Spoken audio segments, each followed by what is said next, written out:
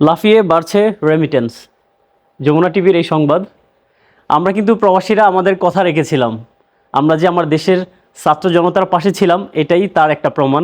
আপনারা সবাই দেখেছেন যে যখন দেশে আন্দোলন হয়েছিল তখন রেমিটেন্সের পরিমাণ খুবই কম ছিল। আর এখন যমুনা টিভির এই সংবাদ, লাফিয়ে বাড়ছে রেমিটেন্স। সো আমরা প্রবাসীরা আমাদের সেই কথা রেখেছিলাম, আবার আমরা দেশ নির্মাণে আমরা আবার রেমিটেন্স পাঠানো শুরু করেছি। সো যারা বর্তমানে বাংলাদেশের নতুন পরিচালনার দায়িত্বে আসবেন, অবশ্যই আমাদের রেমিটেন্স যোদ্ধাদের কথা মনে করবেন আর আমাদেরকে যথাযোগ্য সম্মাননা দিয়ে আপনারা এই এয়ারপোর্ট থেকে আমাদের যেসব কার্যক্রমগুলো আছে সেই কার্যক্রমগুলো আমাদের সম্পন্ন করবেন। সেই দাবি এবং সেই প্রত্যাশায় আমাদের রইল, যাতে করে আমরা কোনো ধরনের কোনো ভোগান্তির সম্মুখীন না হই। আর এই রেমিটেন্স যোদ্ধা যে দেশের কতটা ইম্পর্ট্যান্ট, এটা আপনারা সবাই জেনে গেছেন যে এই যোদ্ধারাই হচ্ছে দেশের অর্থনৈতিক চাকা।